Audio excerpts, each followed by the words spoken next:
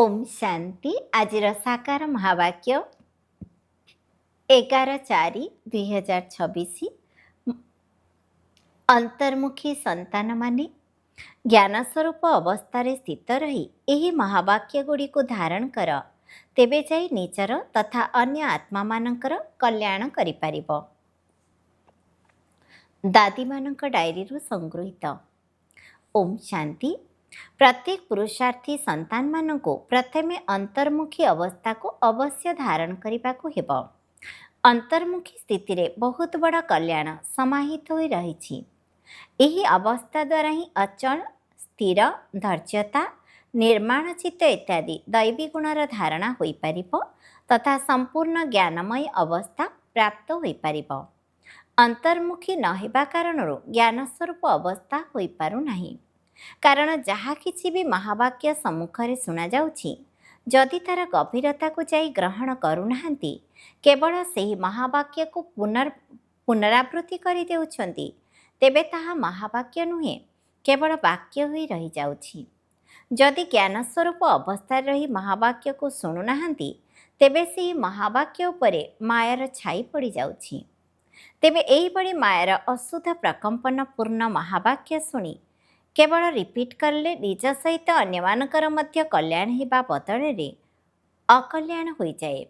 सेथिपई बाबा कहउछंती, हे संतान माने एकदम अंतर्मुखी होई जाओ। धारणा पाई मुख्य सारांश। 1 नंबर, निजर लक्ष्य स्वरूपर स्मृति द्वारा शांतचित्त, निर्माणचित्त, धैर्यशील, मधुरता, शालीनता आदि समस्त दैवी गुण को धारण करने को हेब।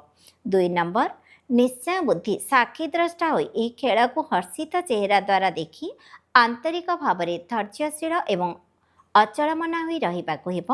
अधिकरू अधिक समय साक्षीपणिया अवस्था स्थित होई रहिबार परिश्रम करने को हेब। वरदान, गोटे ही रास्ता एवं गोटे ही रिश्ता अर्थात संबंध रखुथिबा संपूर्ण फरिश्ता हो। निराकार वा साकार रूप में बुद्धिर संग वा संबंध एकमात्र बाबांक सहित जदि दृढ़ भाव में रहिब, तेबे फरिश्ता होइजिब। जेउमानकर सर्वसंबंध अर्थात सर्वरिश्ता केवल जनक सांखी रहिथिबो, सेई माने ही सदा फरिश्ता अटंती। जेपरि सरकार रास्तार बोर्ड लगाई देइथांती कि एही रास्ता बंद अछि, सेपरि तुमे माने मध्य सबु रास्ता बंद करिदियो, ताहेले बुद्धि आउ एणे तेणे भटकीब नाही।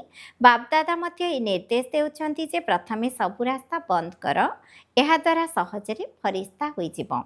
स्लोगान, सर्वदा सेवार उमंग उत्साह रहिबा, एहा ही हेउछि माया ठारू सुरक्षित रहिबार आधार। अव्यक्त इशारा महान हेबा पाई मधुरता एवं नम्रतार गुण को धारण कर।